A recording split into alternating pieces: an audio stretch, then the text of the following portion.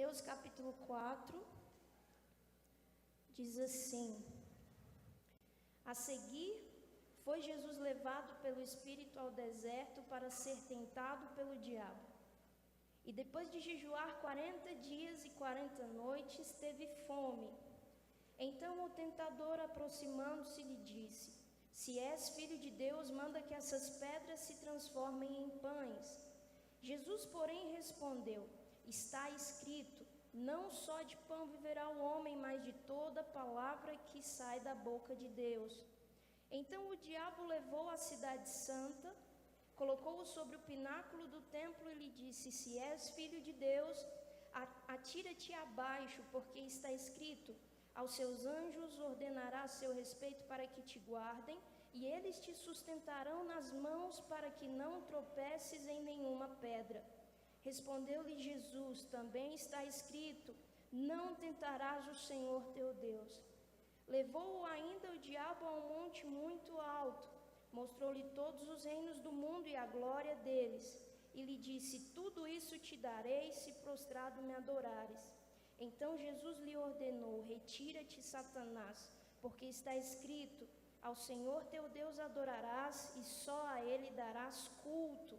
Com isso o diabo o deixou, e eis que vieram anjos e o serviram. Amém?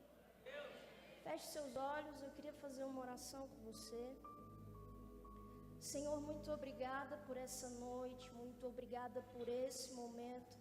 Já estava escrito na tua agenda, já estava no teu planejamento quem estaria aqui e quem ouviria o que o Senhor tem a falar.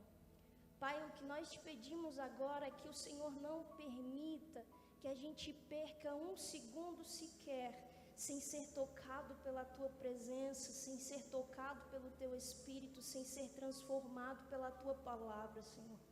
Nós não queremos levantar as nossas mãos de qualquer jeito, nós queremos sempre diante de um momento de adoração tão especial, de um momento de culto tão especial, onde nós tínhamos expectativas, onde nós tínhamos esperanças, energias para te entregar. Nós não queremos diante de um momento desse estar com o nosso coração petrificado ou transformado em um iceberg, Senhor. Por isso nós te pedimos o teu fogo, por isso nós te pedimos a tua palavra, uma palavra que nos transforma de dentro para fora, que é capaz de arrancar o coração de pedra e trazer dentro de nós um coração sensível ao teu Espírito.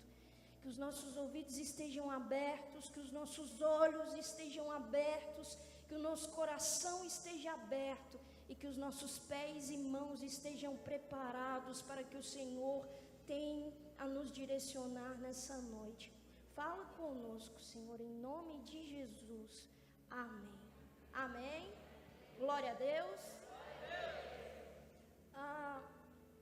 Eu vou conversar com você hoje um pouco sobre algumas lutas que nós teremos no meio da nossa guerra, das nossas guerras. Esse capítulo que a gente leu é um capítulo que Deus ele tem me levado a meditar sobre ele durante todo o ano de 2021. E nesse capítulo 4 de Mateus, é um capítulo onde está acontecendo uma coisa depois de um acontecimento muito marcante na vida de Jesus. No capítulo 3, presta atenção, no capítulo 3, João Batista ele já havia falado para as pessoas que ele batizava com água, mas viria um que seria Jesus, que seria o prometido de Deus, viria um que batizaria aquelas pessoas com o Espírito Santo e com fogo.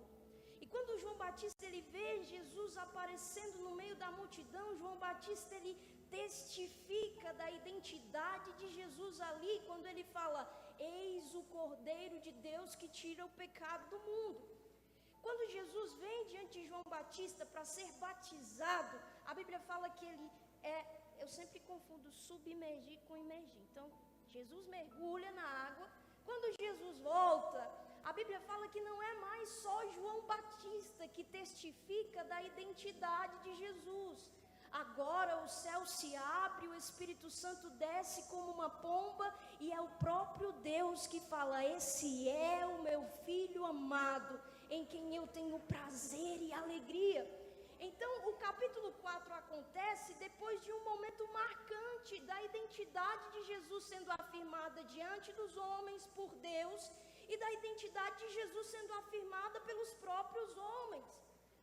Só que veja, Jesus ouve Deus falando que ele é sim o filho, que ele tem um dono, quem ele é, filho, a quem ele pertence, a Deus.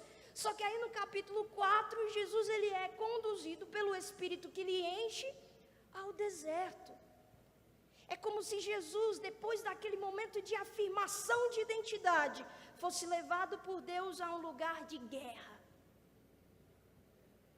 Só que Deus não permite que Jesus entre em um lugar de guerra sem dar antes a ele todas as convicções necessárias para vencer aquelas guerras.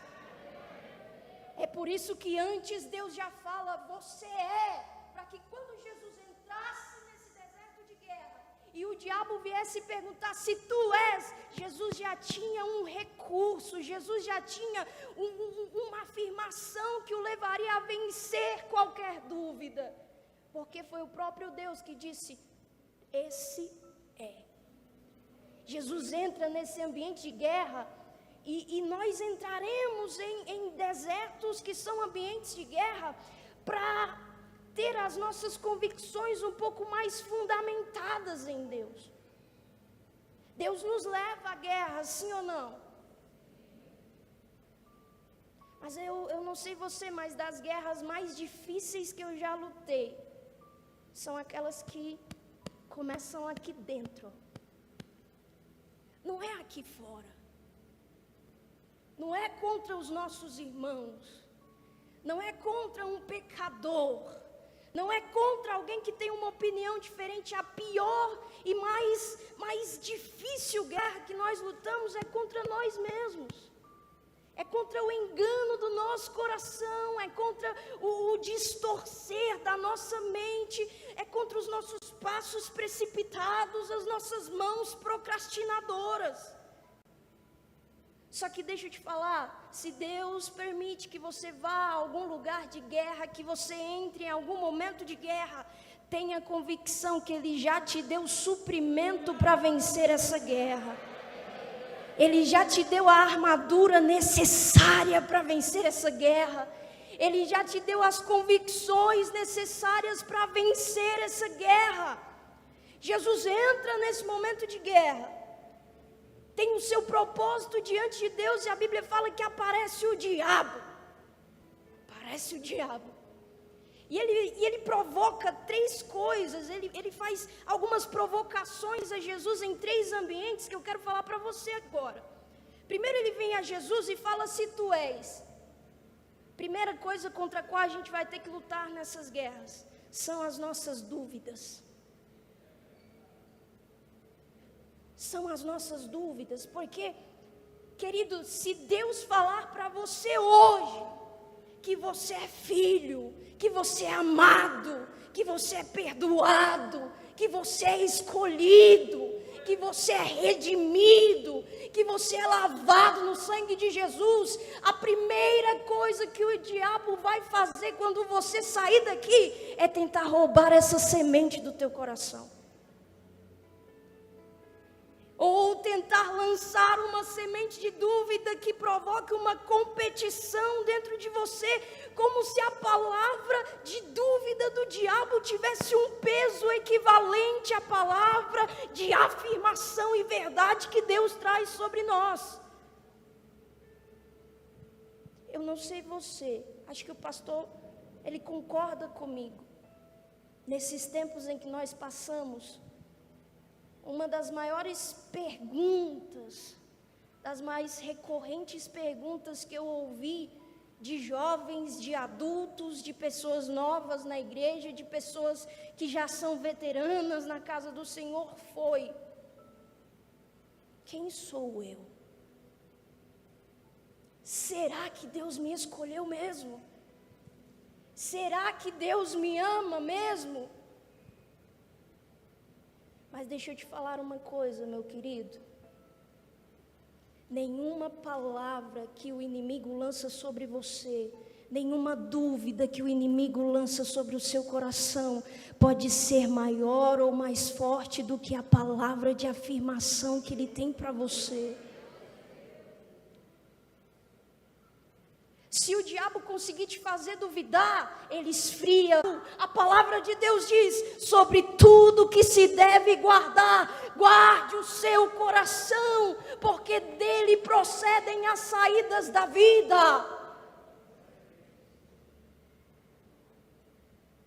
Ele vem com isso diante de Jesus, sementes de dúvidas. Não finge que essas sementes não aconteceram, coloque elas para fora. Não finge, porque eu aprendi que tudo que a gente encobre, tudo que a gente esconde, tudo que a gente finge que não está acontecendo, na verdade a gente está cultivando e nem percebe. Daqui a pouco começa a crescer, até chegar um tempo que te sufoca. Por isso que nós precisamos guerrear contra as nossas dúvidas. Como eu faço isso, Karen? Alimente a sua fé. Deus te deu a palavra para alimentar a sua fé. Deus te deu canções de adoração no meio do culto para alimentar a sua fé. Deus colocou líderes perto de você, pastores perto de você, para te fazer crescer em fé. Eu creio em uma geração que está fundamentada na fé, que não precisa de uma palavra de alguém para olhar no espelho e falar: eu sou filho de Deus. Que não precisam de um tapinha nas costas todos os dias, não. Mas que eles são profetas da sua vida, que eles são profetas da sua geração. E não é qualquer sementinha de dúvida que vai tirar a gente da casa de Deus, não. Muito pelo contrário. Quando a dúvida vem, a gente bota ela para fora. Sai daqui, Satanás, eu sei a quem eu pertenço. Eu sei quem eu sou em Deus. E se Ele diz que você é amado, não duvide, você é amado. Faz uma loucura, pega teu caderno, tua Bíblia, uma camiseta em branco e pinta lá, João 3,16, coloca na tua parede, coloca na porta do teu quarto para todos os dias que a dúvida vier, você lembrar: Jesus se entregou por mim, eu tenho valor, eu sou filho.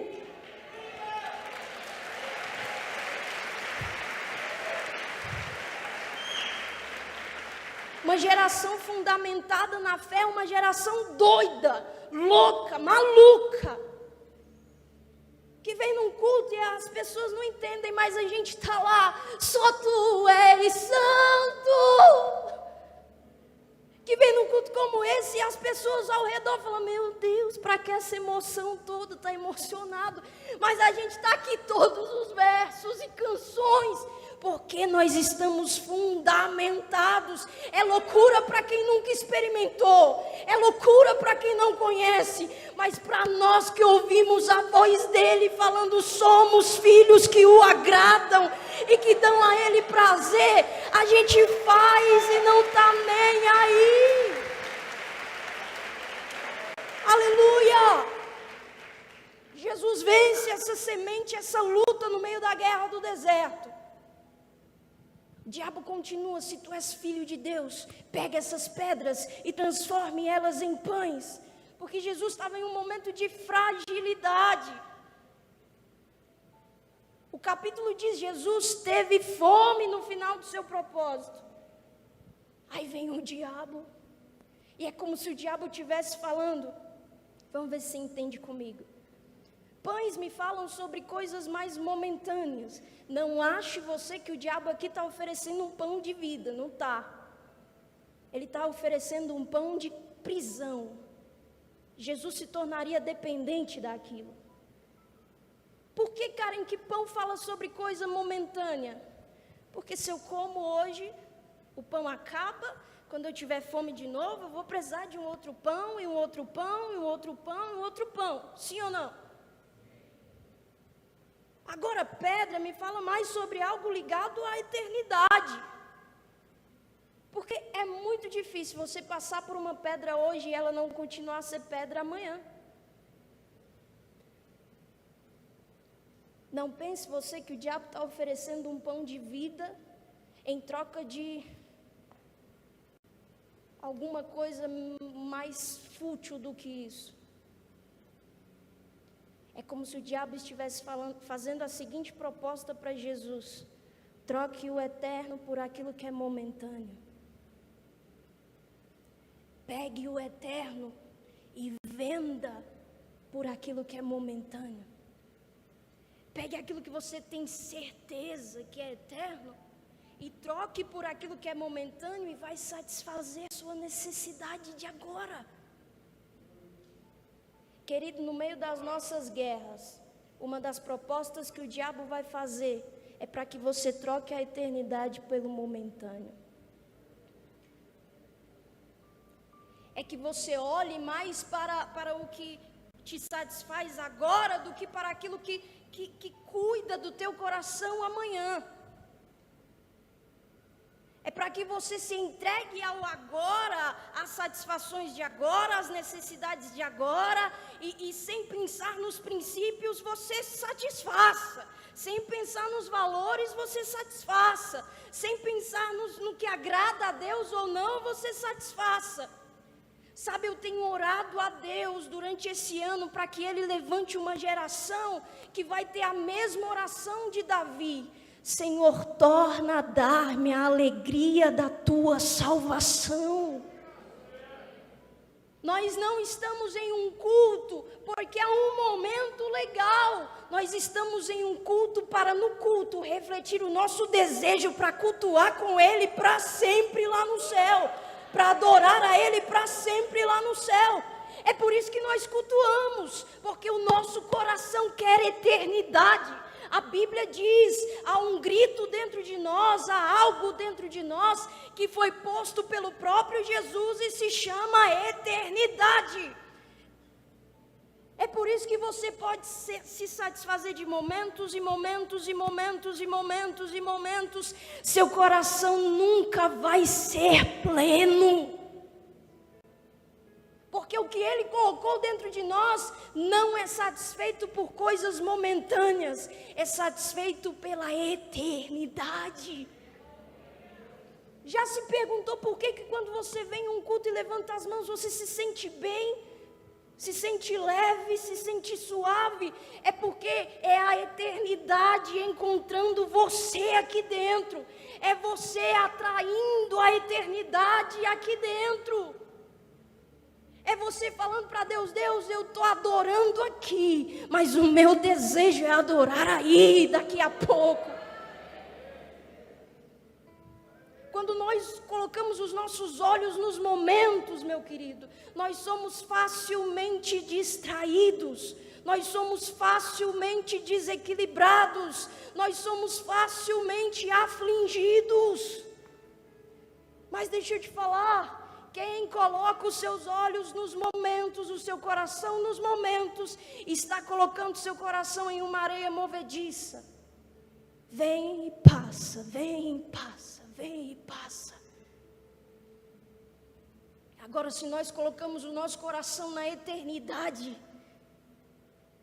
a Bíblia fala que Jesus é a pedra angular. O que, cara? É uma pedra para me tropeçar? Não, uma pedra para quando você precisar de descanso, encostar a cabeça e encontrar descanso.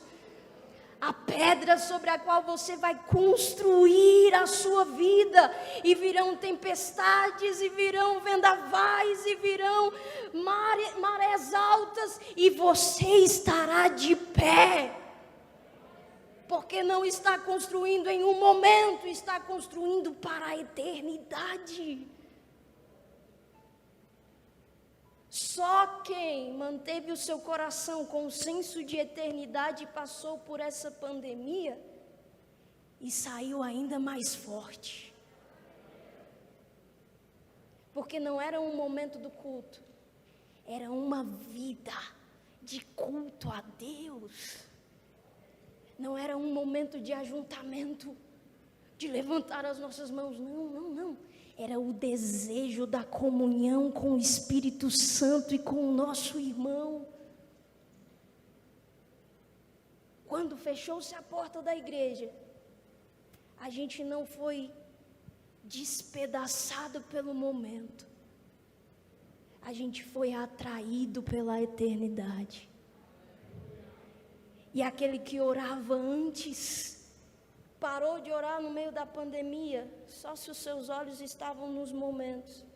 Mas se os seus olhos ficou na eternidade, a gente continuou orando, afiando a espada, limpando o escudo, calçando as sandálias, preparando para o que Deus ia fazer. Quando nós temos um senso de eternidade, a gente tem expectativa. Não que nós vamos negligenciar o hoje, mas a gente tem expectativa que Deus, Ele continuará fazendo como sempre fez, continuará falando como sempre falou, continuará sendo Deus como sempre foi. E se Ele não fizer hoje, tudo bem, Ele pode fazer amanhã. E se Ele não fizer amanhã, tudo bem, Ele pode fazer na semana que vem, Ele pode fazer. Não são nos momentos que os nossos olhos precisam estar fixos, porque se for nos momentos, o momento de tempestade nos faz voltar para trás. O momento de deserto nos faz voltar atrás. O momento de dificuldade nos faz voltar atrás. É na eternidade, naquele que é Senhor, naquele que é eterno. É por isso que a Bíblia diz: fixe os seus olhos no autor e consumador da sua fé, porque a gente sabe que tempestade não muda Ele, deserto não muda Ele, vendavais não mudam Ele. E se nossa âncora está nele, nunca seremos abalados, não vamos naufragar. Aleluia. Jesus vence essa proposta no meio da guerra com uma palavra. Na Bíblia está escrito: não só de pão viverá o homem, mas de toda palavra que sai da boca de Deus.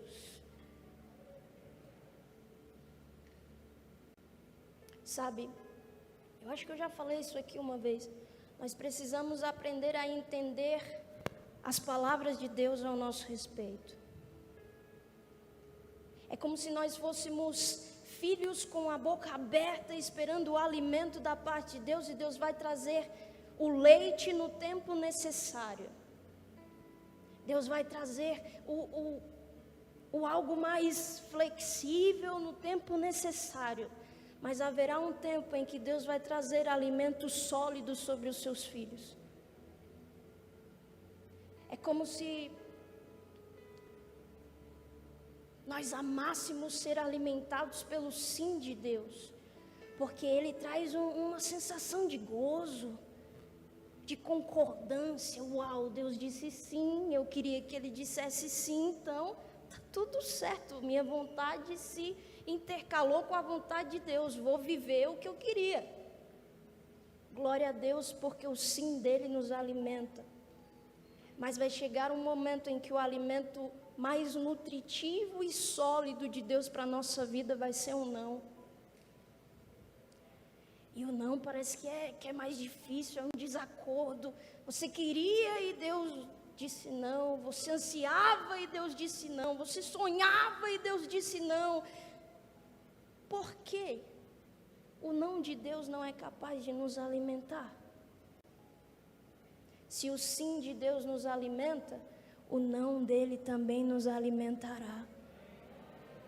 Se o sim de Deus nos sustenta, o não de Deus também vai nos sustentar.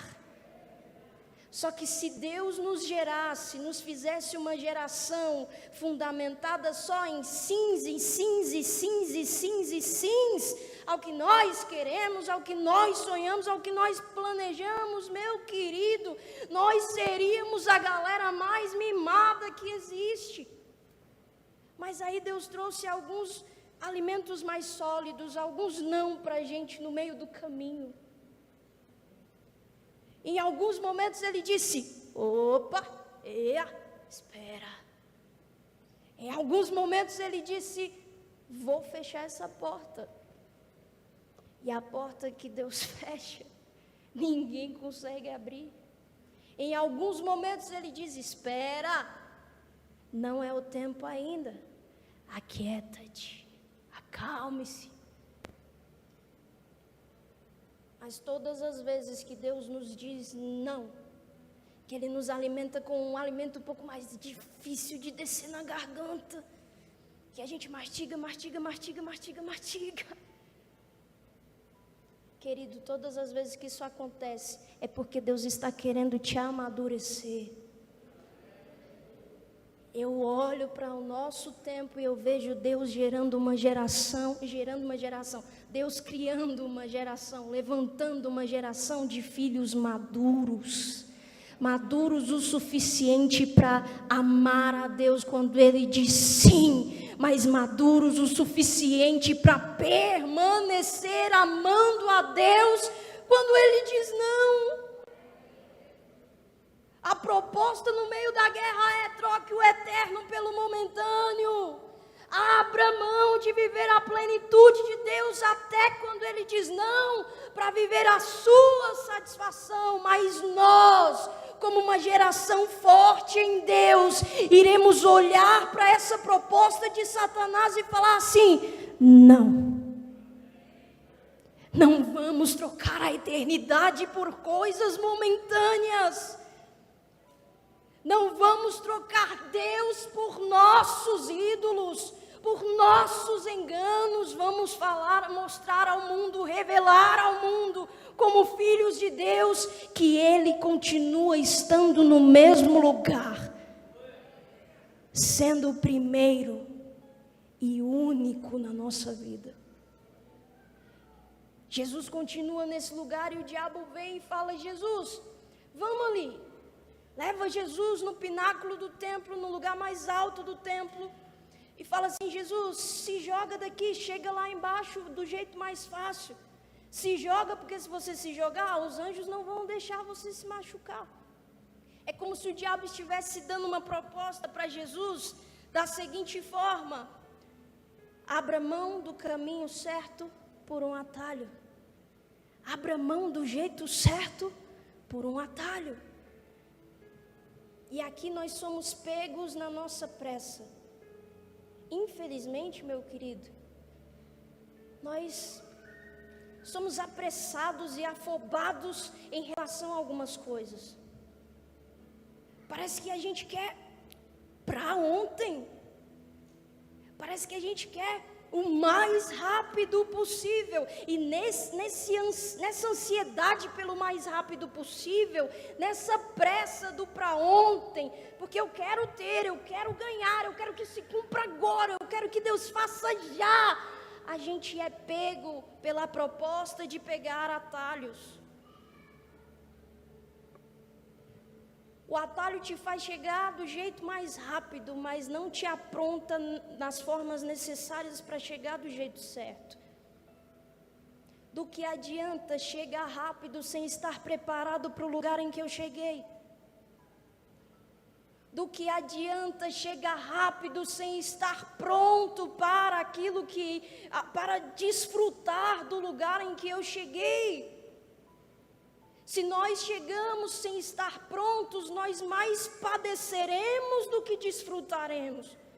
Nós mais seremos feridos do que seremos curados. Aí vem Deus em sua palavra e diz que há um tempo certo para todo propósito debaixo do céu. Se ainda não se cumpriu, não significa que perdeu o propósito. Se ainda não se cumpriu, significa que você está sendo aprontado para viver de forma plena aquilo que Ele tem como propósito para você. Jesus, Ele vem e Ele não fala assim: eu sou um atalho para você chegar do jeito mais rápido perto de Deus. Ele diz assim: eu sou o caminho, ninguém vem ao Pai a não ser por mim. Ele fez o caminho.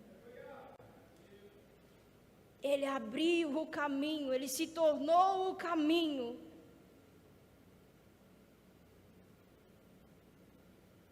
Na nossa pressa por algumas coisas, a gente perde lições tão preciosas. Nesse tempo de pandemia, eu vi alguns pastores sendo recolhidos por Deus. Meu coração se alegrou por saber que eles estão tendo o seu descanso, mas ao mesmo tempo eu chorei, porque eu pensei, Deus, será que quem estava perto, os jovens que estavam perto, a geração que conviveu, que estava junto, aprendeu todas as lições, viveu ou perguntou sobre todas as experiências que eles tiveram com o Senhor? Quando nós vivemos nessa pressa, a gente não tem mais paciência para sentar com alguém mais velho e perguntar: como foi o seu encontro com Deus? E cara, sentar e perguntar para alguém que já encontrou Deus há tanto tempo, como foi esse percurso na vida dele, ensina tantas lições preciosas para a gente.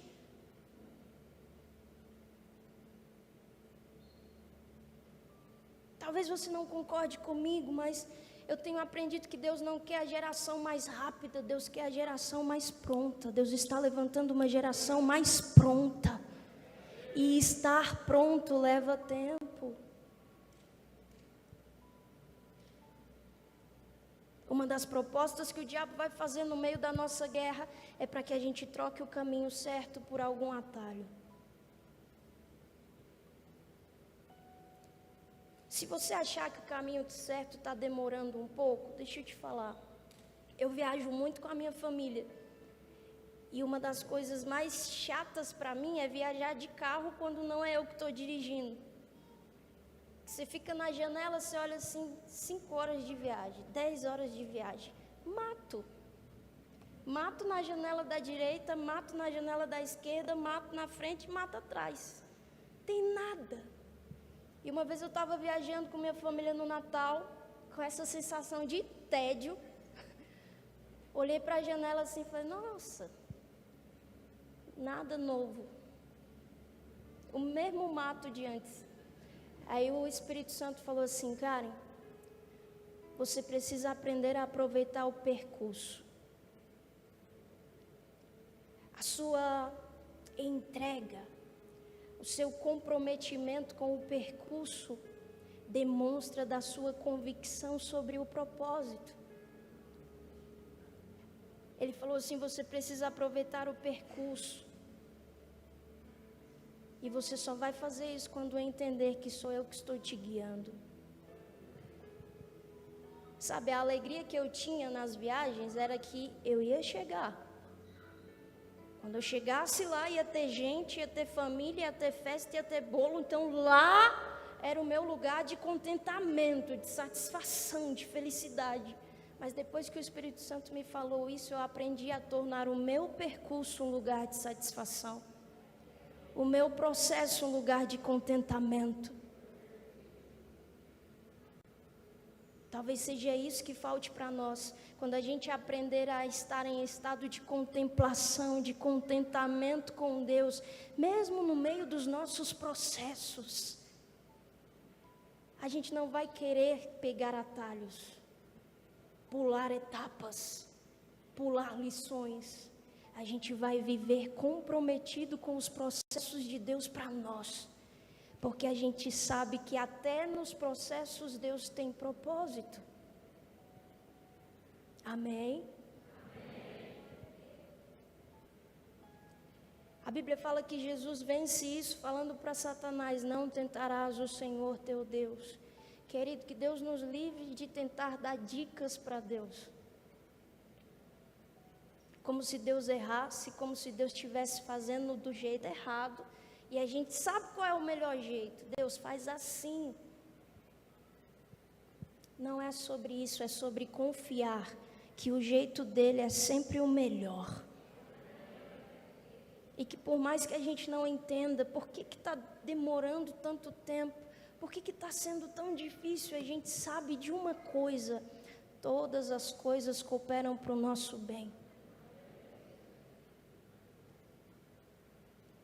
diabo continua, vira para Jesus, leva Jesus ao alto de um monte, e a Bíblia fala que ele mostra para Jesus todos os reinos do mundo e a glória deles, e fala assim: Jesus, está vendo tudo isso vai ser teu se você se prostrar e me adorar aqui. Eu aprendi com uma pregadora que o diabo ele não vai trazer para a gente uma tentação, algo que seja muito diferente do que Deus falou para a gente. Ele sempre vai tentar trazer para a gente algo que nos engane, que nos iluda, sendo próximo daquilo que Deus falou ao nosso respeito. Mas não é aquilo que Deus falou. Ele leva Jesus a um monte, mostra todos os reinos, e a proposta é: Jesus, troque o rei pelos reinos. Troque a humildade pela glória. Troque a servidão, a cruz, pelos tronos. Troque o ajuste do oleiro pelos tapinhas nas costas e pelos aplausos das pessoas. Ele mostra para Jesus todos os reinos, mas Jesus já sabia que existia um que era Rei dos Reis. Jesus já sabia que os reinos tinham um dono, e que o dono não era Satanás, o dono era Deus. Ele já sabia que aquelas glórias não eram devidas a ninguém senão a Deus. Por isso ele vira para o diabo e fala assim: está escrito, não adorarás outro Deus, não darás culto a outro Deus. É como se Jesus estivesse falando: eu sei a quem pertence tudo que você está me oferecendo. Mas Jesus, as glórias, você não é o filho de Deus, você merece as glórias do mundo. Não é o momento. Mas você não é o filho de Deus, toma os tronos do mundo. Para você não é momento de trono, é momento de cruz. O propósito não era o trono ainda, primeiro era a cruz, depois ele volta para o seu trono. No meio da nossa guerra, das nossas lutas, dentro da guerra, nós seremos provados com as propostas do diabo sobre estar em lugares que mais nos aplaudem do que nos ajustam. Querido, eu tenho medo, estou sendo sincera com você, estou terminando, eu tenho medo de tapinha nas costas. Eu prefiro que Deus ele me ajuste do que as pessoas deem um tapinha nas minhas costas, porque infelizmente, querido, se você não vigiar, os elogios te inflam, mas não te enchem. Os elogios te incham, mas não te preenchem. Mais cedo ou mais tarde, quando alguma coisa explodir sua bolha, você está mais murcho do que nunca, você está mais vazio do que nunca.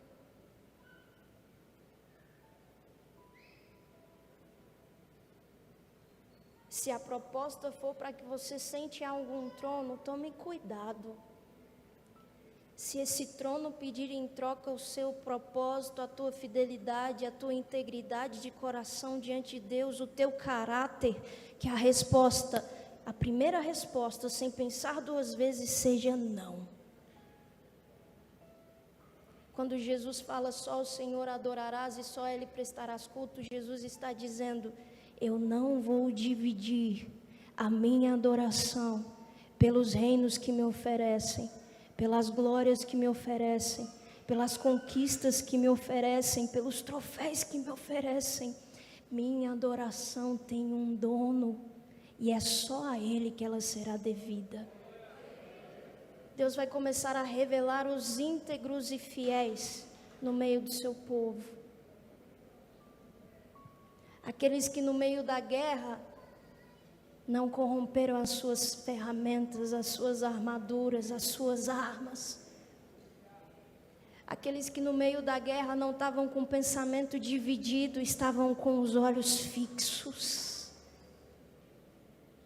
Aqueles que no meio da chuva de opiniões contrárias dos dias em que nós estamos vivendo, da chuva de ataques aos nossos valores, à identidade da igreja, de Cristo em nós, a gente não duvidou em nenhum momento daquilo que Deus está fazendo.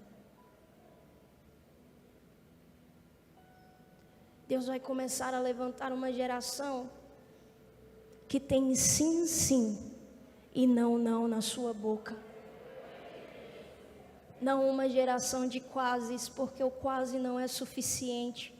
Não uma geração de talvez, mas uma geração de sim definitivo, de convicção constante, que vai ouvir a proposta de trocar o eterno pelo momentâneo, vai bater no peito e vai falar não! E alguém vai dizer, não, mas a eternidade vai demorar muito tempo para chegar, aproveita o momento. A gente vai dizer, não, porque a eternidade é logo ali, quando eu entro no meu carro, logo ali, quando eu entro no meu quarto, logo ali, quando eu vejo os meus irmãos, ali está a presença de Deus, eu sinto a eternidade perto de mim. Uma geração que quando for atacada pela proposta de trocar o caminho certo pelo atalho, vai dizer, não, eu prefiro chorar o que tem que chorar, eu prefiro sentir o que tem que sentir, ser lapidado aonde eu preciso ser lapidado, ser alinhado aonde eu preciso ser alinhado, do que chegar de qualquer jeito e chegar para cair, chegar para perder, chegar para desistir. Uma geração que quando for afligida pelas propostas de trocar o rei pelos reinos desse mundo, vai dizer não. Dividir a sua adoração com pseudo-celebridades de hoje em dia, a gente vai falar não, o padrão é Jesus. E se quem está lá em cima não revela Jesus, eu tiro os meus olhos de lá e coloco os meus olhos em Jesus. E aí, Karen, o que vai acontecer? Quando essa geração se levantar,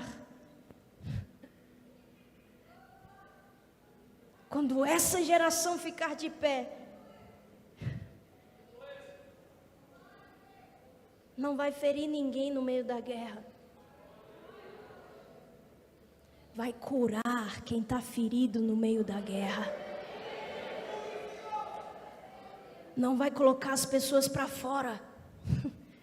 Vai ser uma geração que vai abrir a porta e falar, vem, você que está cansado e sobrecarregado, Jesus está aqui.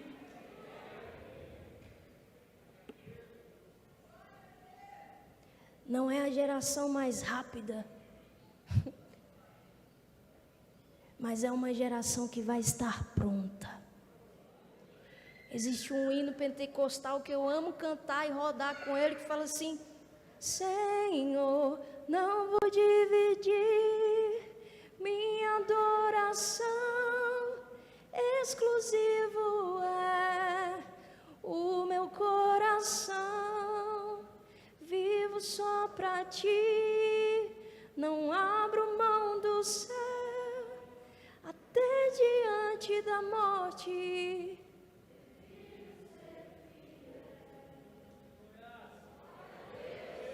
Aleluia!